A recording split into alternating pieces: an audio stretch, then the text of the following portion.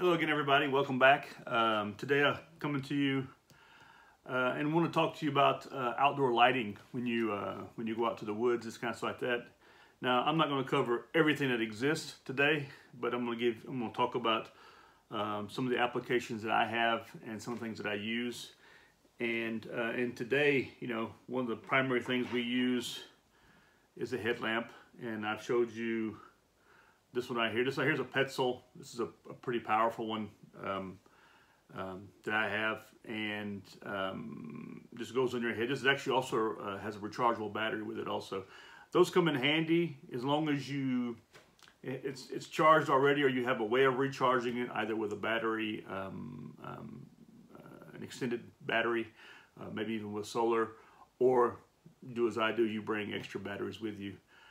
So you can change it out. Or this one here is a little bit heavy, it's a little bit big, compared to my other one, which I showed you yesterday. Let me see if I can get it real quick. It's right here. Yeah, this is the one I normally carry with me.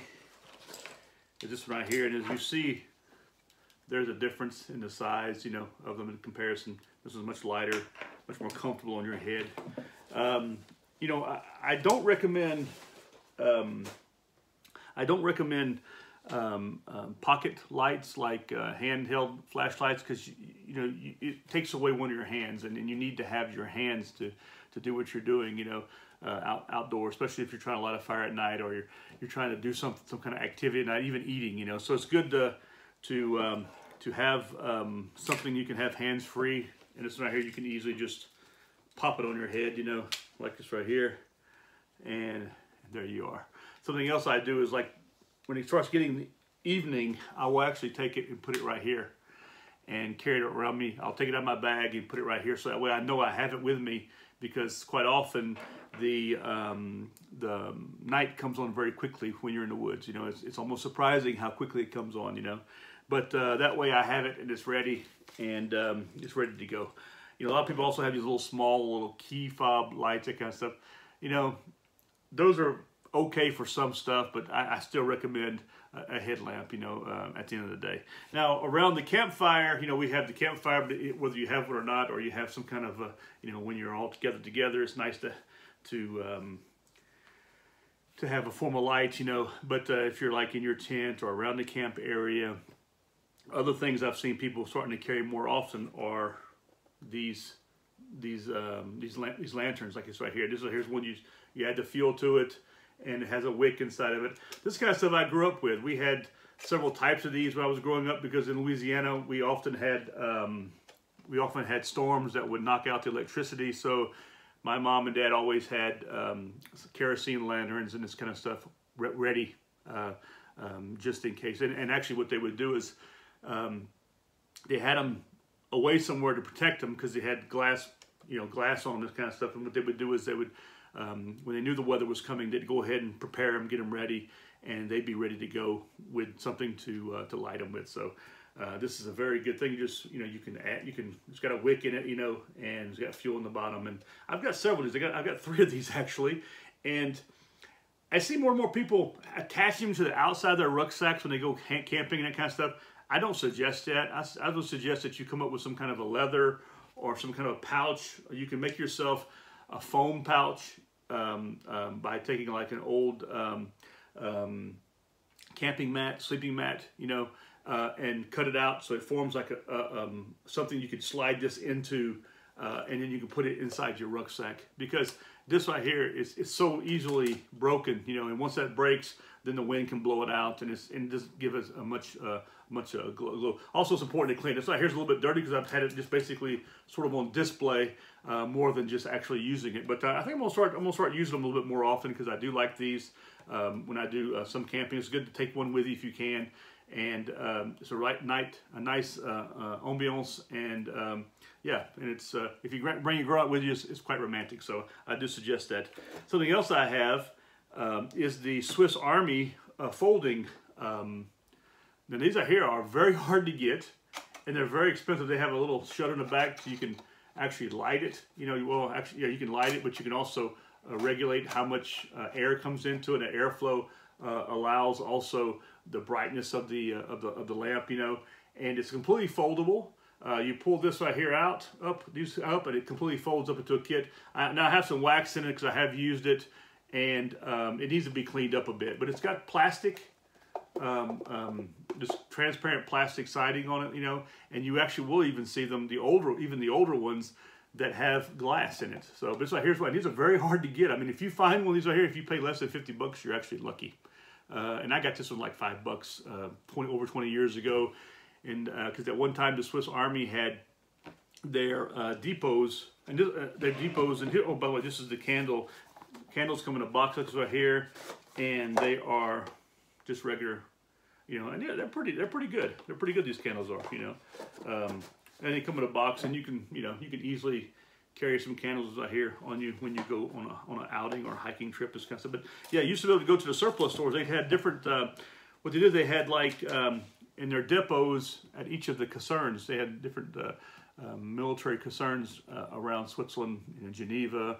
I used to go to the one in Morges because they had a shop there where they would sell old Swiss Army stuff, and you get it for almost nothing. I remember I bought, and I'm going to do a presentation on blankets in the future, but I got Swiss Army blankets. But now, I mean, you pay between $80 and $100 for one. I was getting for $10 each, you know, and I bought like $200 worth of them because we were using them for a move, you know. Sadly, after the divorce of my wife, she kept all of them, but I do have a few around, and along with some Italian ones and other military ones, and I'm going to do a little presentation on those also, because the Swiss Army ones are very nice. They're very dense, but they're very small. Anyway, and another thing I've gotten myself on is a candle lantern, and this is a UCO corporation, and this is like 100-hour, and I have also spare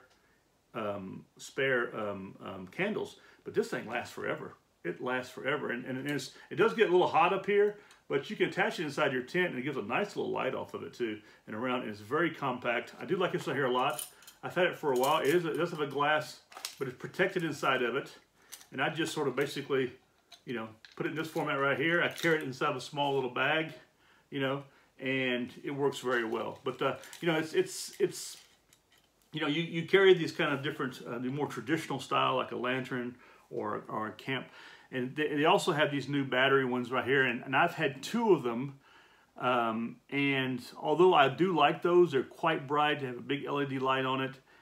It seems like that they have a lot of problem with battery corrosion in them. So, I mean, you really have to take your batteries out almost daily. Because the last one I got one use out of it. I went camping one time with it, and it already corroded, you know, after just leaving the batteries in it for a couple of days. I don't know if it's problem with humidity or what it is, but it was terrible. And so, although I like those, I mean, you have lots of them. There's a lot of them on the market, you know, from different companies, this kind of stuff. And they make some good ones, you know, but they're just so, you know, they're heavier. But these right here were actually quite light. These were really nice ones. I actually liked them a lot. But you get a lot of these camp ones that use 9-volt batteries or a bunch of batteries in it. I haven't seen one that's rechargeable yet, but I'm sure it's out there. But the problem with rechargeable ones, if you don't have a way of recharging it. Now, if you're truck camping, this kind of stuff, yeah, you can recharge it inside your vehicle. But if you're, you know, but if you're not, you know, something else. If I do go, I mean, here in Europe, you are forced to go to public camping locations also, and that's mostly like family weekends. You're gonna go canoeing and something like that. You have a sort of a base camp, and there I do have a lighting set up.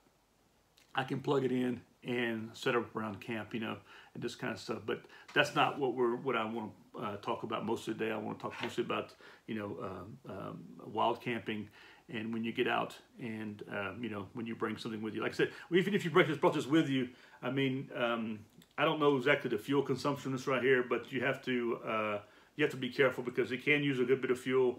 If it was to fall over, a fire, of course, can be dangerous, but you just got to protect it. But I don't suggest you carry it on the outside of your pack like I see a lot of people do in a lot of these photographs. I don't know if that's just people taking photographs, half-empty pack with their lamp on the outside of it. So I just don't suggest that, you know. But anyway, this is a quick rundown of a few lights, and I don't know which kinds you guys use, or if you're in the market looking for one. But definitely make sure you got yourself a good headlamp, you know, and there are lots of them out there on the market. It's just that Petzl is right here in Europe, and I've been working with Petzl for a long time, so I trust Petzl. I know there are other brands out there, and I've used other brands, but I just like the Petzl a lot better, you know, as a light. And it's quite economic when it comes to the battery life. Also, it's quite good. So, and it's a good solid lamp, you know. So anyway.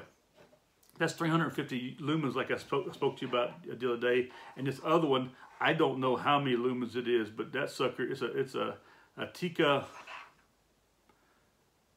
R&P or something. That sucker is this one here is quite powerful. Also, it's got several different lights on it also. But anyway, I hope you got some valuable information from this video. This little presentation of different lamps, you know, different possibilities, you know, and if you're out there looking for a lamp, let me know. Maybe I can point you in a direction, and or you can just go down to a local you know store, and a lot of them actually sell these, especially these kind right here, these old lanterns, because a lot of people are getting them for events or around the house or whatever. But it's good even at home. It's good to have storm lamps because just in case the electricity was to go out. But although in all my years in Switzerland, I think we only had.